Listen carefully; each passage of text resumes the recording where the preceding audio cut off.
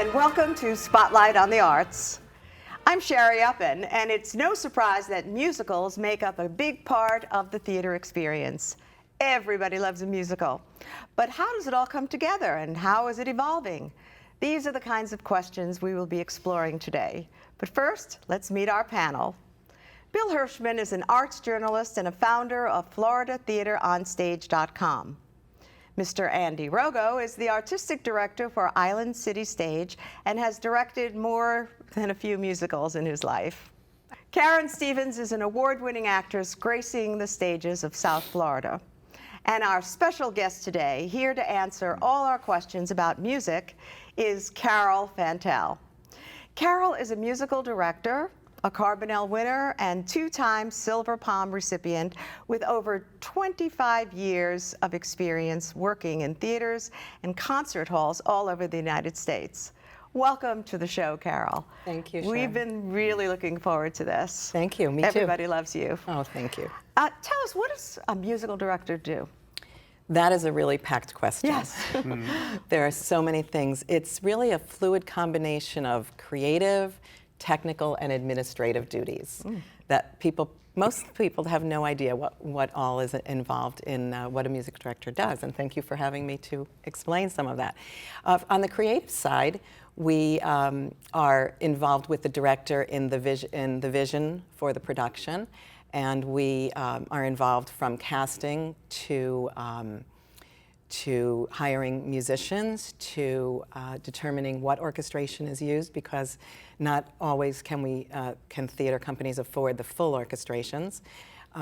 We discuss where an orchestra or a band might be located during a production.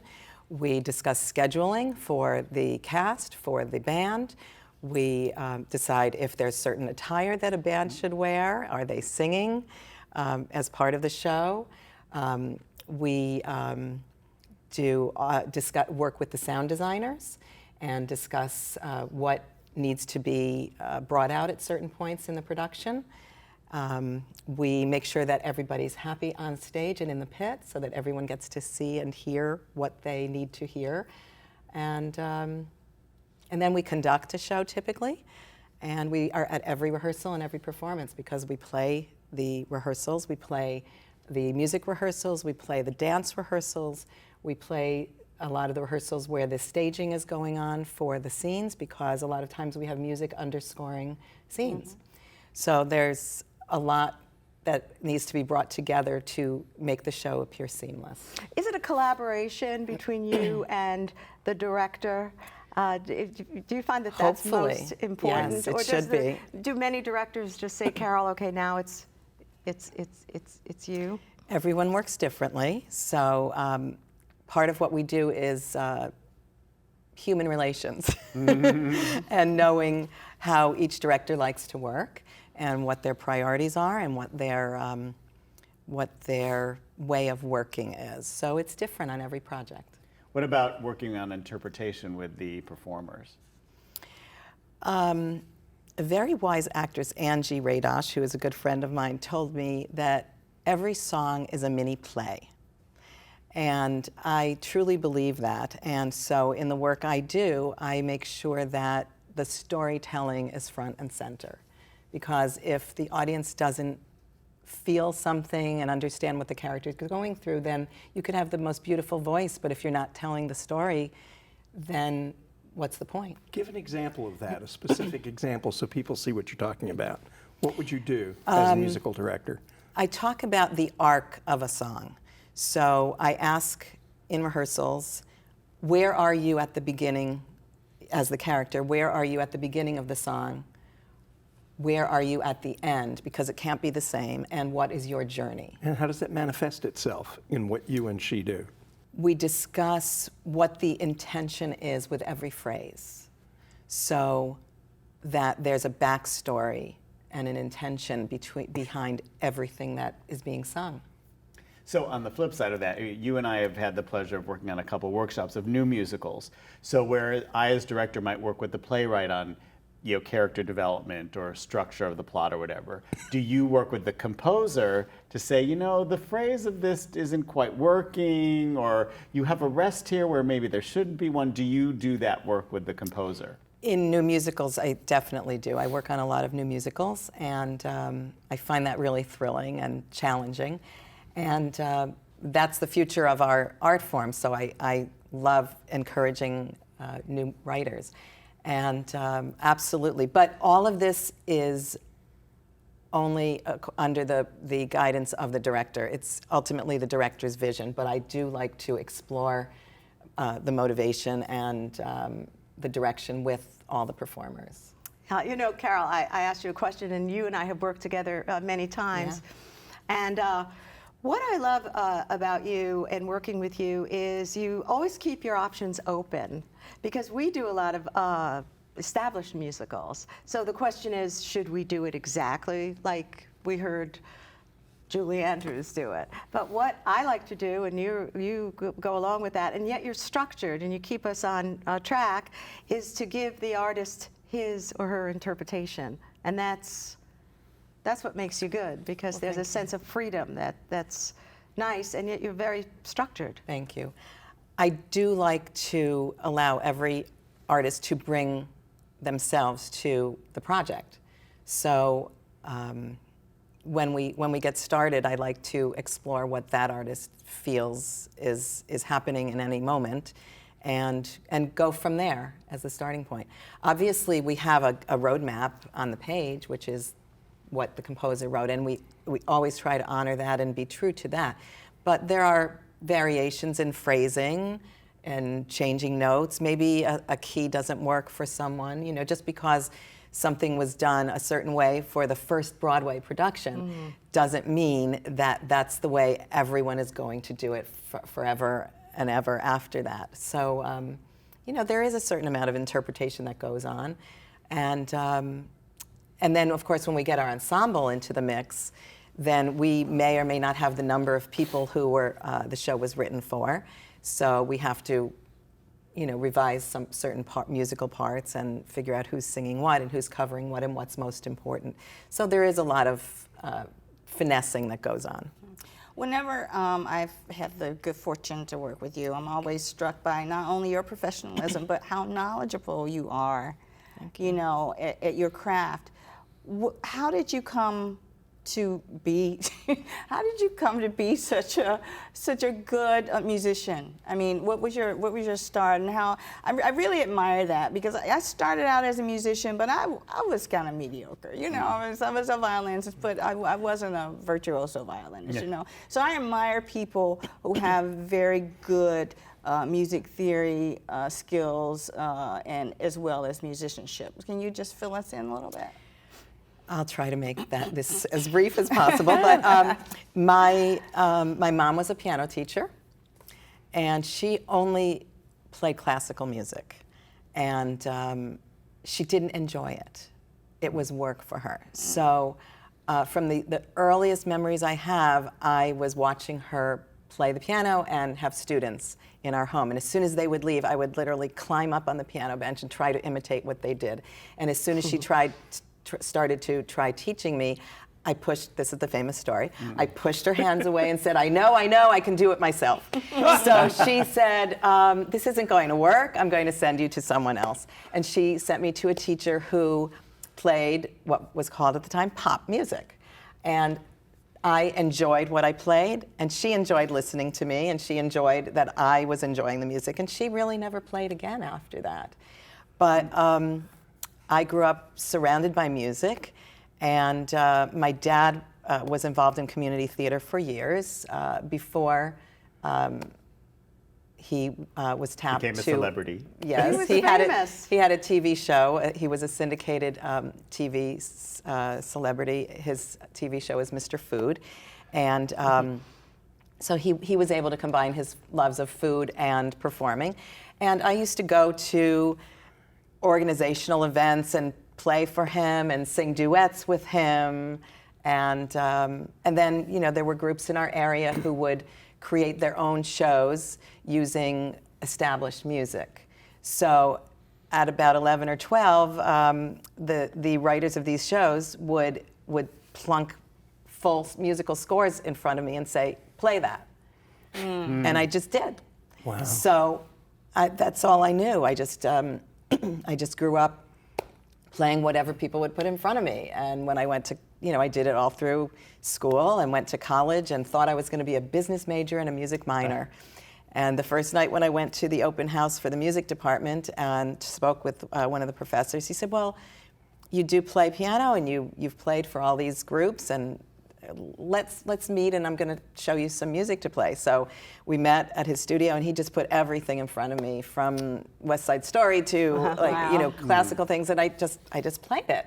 And he said, will you play for my choir? And I said, sure. And it was only a matter of months before I called my parents and had that conversation of, I'm changing my major because this is where I am all the time and this is what makes me happy. And they were okay with that. One thing you mentioned earlier, and I think a lot of people don't understand, is the musical director's job sometimes to reorchestrate and rearrange the score that comes in.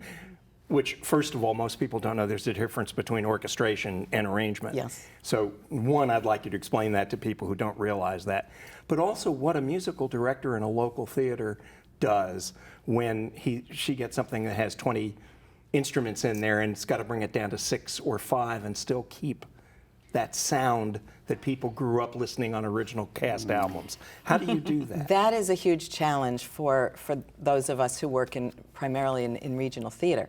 There are some larger theaters that do have a staff that can reorchestrate, but most of us working here in South Florida have to understand the limitations of budgets. So, so what we do is put all the books in front of us and the recording, and we kind of go through and figure out what lines are essential and what people will need to hear, what the artists will need to hear in order to, give them their next note or whatever is happening in their song, and we figure out based upon our budget what would be absolutely essential to have. What can't we do without? And then we go from there. And sometimes we have enormous requests of our musicians to play 4 or 5 instruments or to play out of different books. And it's a very unique scenario to play musical theater, to accompany musical theater. And I don't think there's enough understanding and appreciation for what these people who spend their lives and make their livelihoods playing for musical theater do. So you asked about arranging. I could write a melody, and it would be very basic. Whatever else is played then, or done with it, maybe add a middle section, add another variation on that, add an introduction. Anything that's done underneath that to make it sound like a complete song would be the job of the arranger. Then the orchestrator would be the one who would fill it out and say, this sounds like this should be played by a trumpet or a flute or an oboe or a trombone. And that's what gives it all the layers and the interest and the creativity and the artistry that becomes that work. Yeah. So it's a combination of a lot of people's involvement. Mm-hmm. You also do vocal coaching. I do. Can you talk a little bit about that? Sure. I love to inspire artists of all levels and all ages. And I want everyone to be his or her best. So the way I can do that and to raise the level of artistry here in our community and wherever I go is to help people understand what is involved in choosing the right material for them at whatever level they're at currently, stretching to where they want to go, and knowing what parts they might be considered for, and finding audition material that would show that. And then I help them with vocal exercises and things that would help them get to be able to perform the pieces they choose to the best of their ability. Is this a private business, or are you? And where do you work? I teach out of a home studio. Your home. Well, I know that your family is also very active in music. How do you do it? How do you manage? Everybody is famous and everybody is wonderful in your family. Thank you. It's an unorthodox situation. Although we have a lot of friends and colleagues who are artists and who have generations of artists in their family. My husband is Roy Fantel. He is a drummer, percussionist, and a teacher as well. And he plays all styles of music. And we really help each other and support each other and fuel each other's creativity and technical abilities. I couldn't do what I do without Roy's vast technical knowledge. So I just, we have a connection, obviously, that we've honed over many years of playing together. And so when we do play shows together, there's just this unspoken communication that we have that just makes the process so much easier.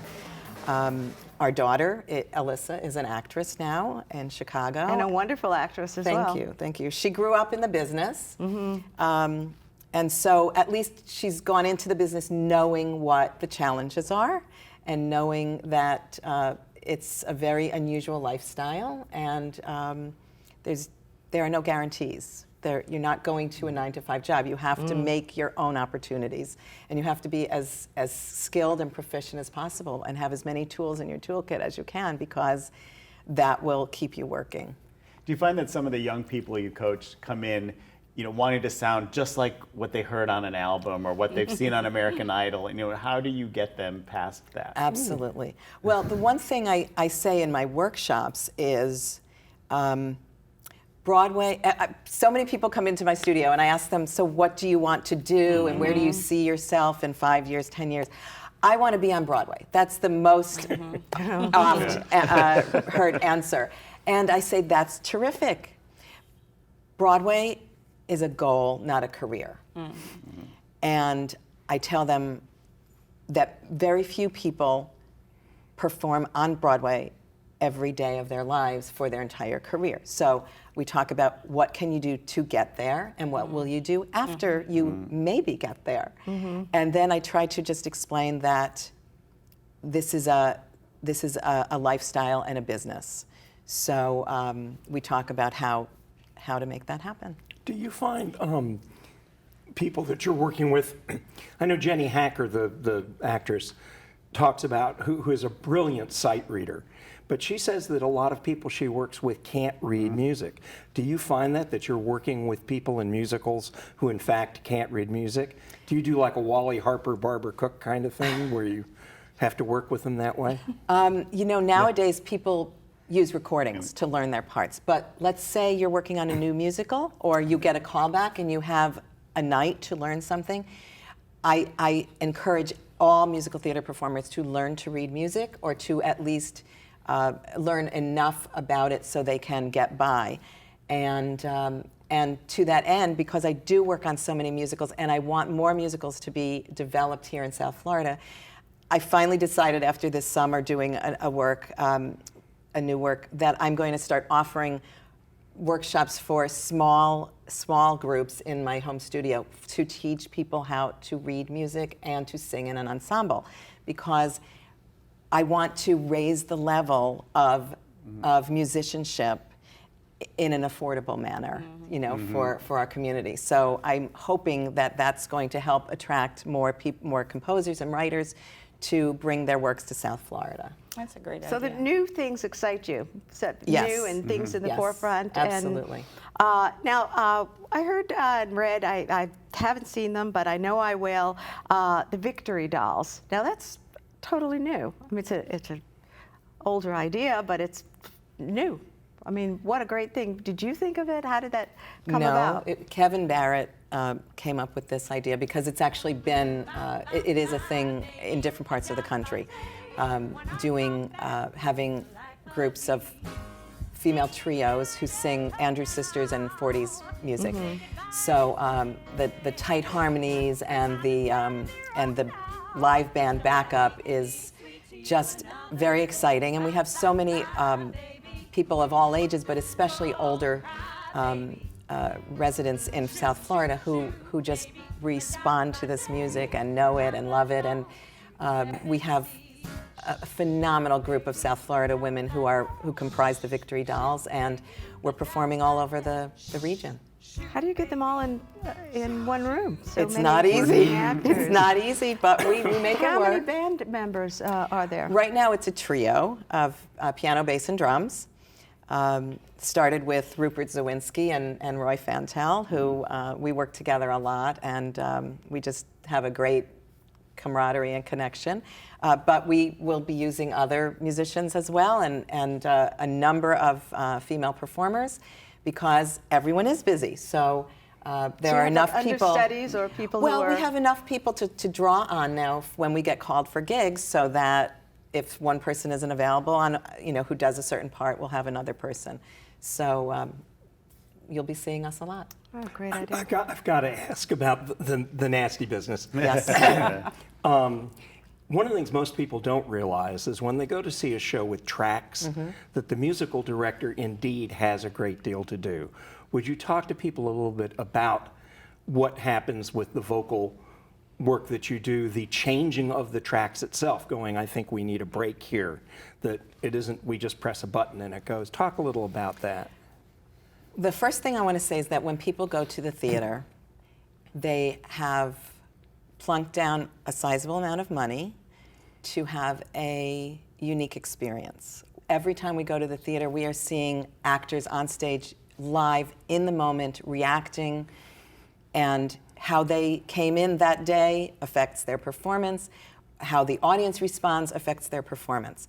So they're not robots. The actors are not robots. And to expect them to breathe in the same place, to phrase everything the exact same way in every single performance is not the basis of this art form. It's like karaoke. It is like karaoke. If you want karaoke, there are places you can go to hear karaoke. But many theaters, I understand budgetary restrictions, but I feel this is an issue about priorities.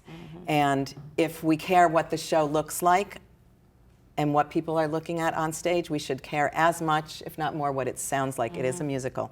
So the fact that we do have to use tracks is a reality, but I encourage our audiences and our performers to expect more, and to understand that you're often paying the same amount of money for live music as you are for tracks.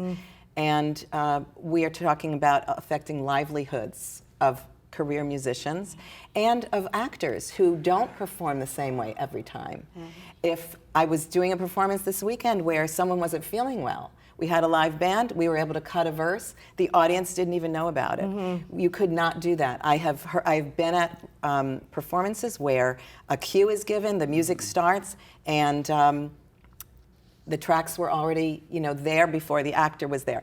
In a live performance, the musicians and the music director are adept enough to be able to be flexible and be able to allow for that, so that hopefully the audience never even knows. That's what we all do. We work together.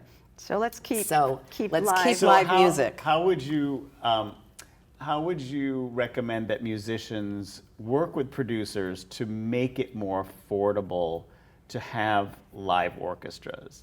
I mean, I think for me, now I have a unique problem because I'm in a small theater, so if I put 5 musicians on a stage, that's my stage. Right. So for me, sometimes tracks are just because of space. But so for some of the larger theaters, what would you say to them, or how can musicians encourage producers to use the live music more? Is there something you would recommend that might make it more affordable? Hire them. Well, hire them. There are monetary restrictions, Right. I understand, but maybe use fewer musicians and use some electronics, or use people who can play multiple instruments. But also to just understand that we should be on equal footing with how a piece sounds as well as how it looks. And for 20 plus years, musicians have been paid the same amount here, okay? So saying that people will work for less money is not the answer, because the rate really hasn't changed. And I have worked with theater companies to try and bring the rate up a little bit in the past few years. But Bill did ask a question about tracks, and we all know that they exist. If we work with a good track producer, creator, then we can create places where breaths can be taken, stretches can be done. Yeah, I've seen some innovative. You know, we're running out of time. Yes. You know, that's one There's of so the, much to talk about. Yeah, Yeah. and especially with you, Caryl, because it just goes on and on. We're going to have to ask you back because I always wonder what else is in store for Caryl, but maybe we'll have to save that for the next. I just think that I really think we should all break out into a song. Another rope. Another show. Okay, that's all we know. We need the same key. Well, instead, I'll just let our theme music, which they work very hard on, take over. Caryl, you are such a wealth of information, Thank you. and I thank you. We all thank you so much for being on the show, and thank you especially to our brilliant panelists. And we would love to hear from you, the audience. Please take the time to send us an email and let us know what you think. Let us know what you thought about this show. When will Caryl be back so you can hear some more? And the address for Spotlight on the Arts is spotlightonthearts@browardschools.com. And check out FloridaTheaterOnStage.com for reviews of shows and a calendar of upcoming shows. All the past episodes of Spotlight on the Arts can be seen on YouTube. Just go to YouTube and do a search for Spotlight on the Arts. And look for the picture of our mentor, who we love very dearly and miss, Iris Acker, the creator of this show. Now, we have a catchphrase that we usually do to close the show, but in honor of Caryl, we're going to change that a little today. Are you ready, folks? Let's go to a musical. Thank you so much for watching, and we'll see you next week.